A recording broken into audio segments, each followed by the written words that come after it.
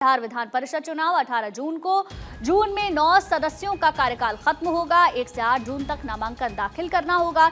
11 जून को नामांकन वापस लेने की तारीख है। तो ये बड़ी जानकारी आपको दे, विधान परिषद चुनाव 18 जून को बिहार में होने हैं। जून में 9 सदस्यों का कार्यकाल दरअसल खत्म हो रहा है, जिसके लिए 1 से 8 जून तक नामांकन दाखिल करना होगा, जिसकी तारीख तय की गई है। 11 जून को नामांकन वापस लेने की तारीख है। और राजीव कमल हमारे संवाददाता ज्यादा जानकारी के साथ जुड़ गए हैं। राजीव, पूरे मामले को लेकर अभी क्या अपडेट है? देखिए, बात करेंगे तो निर्वाचन आयोग ने विधान परिषद की 9 सीटें जो खाली हो रही हैं उन पर एक तरीके से चुनाव की घोषणा कर दी। 28 जून को ये समाप्त हो रही हैं। उसमें 9 लोग हैं।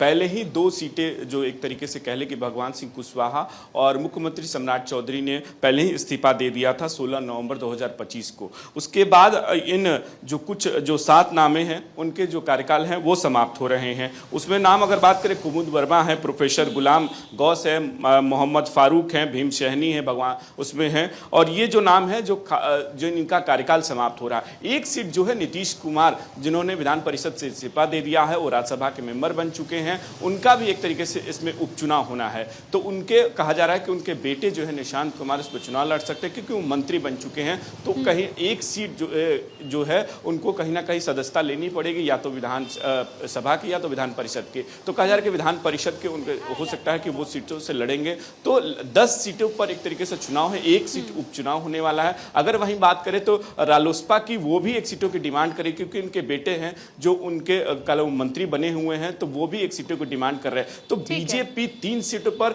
जेडीयू 3 सीटों पर, रालोसपा 1 सीटों पर, और आपको बात करें चिराग पासवान 1 सीटों की डिमांड कर रहे हैं। अभी एक खबर है कि जीतन राम मांझी भी जो सम्राट चौधरी से मुलाकात करके सीटों की डिमांड कर रहे हैं। अब देखना होगा उनका सीटें मिलेंगी कि नहीं। लेकिन निर्वाचन आयोग ने जो विधान परिषद की जो खत्म हो रही है उन पर सीट ऐलान कर दिया। 18 तारीख को उसमें वोटिंग कराई जाएगी और उसी दिन जो है उस पर घोषित हो जाएंगे। चलिए, ठीक है राजीव, बहुत बहुत शुक्रिया आपका तमाम जानकारी के लिए।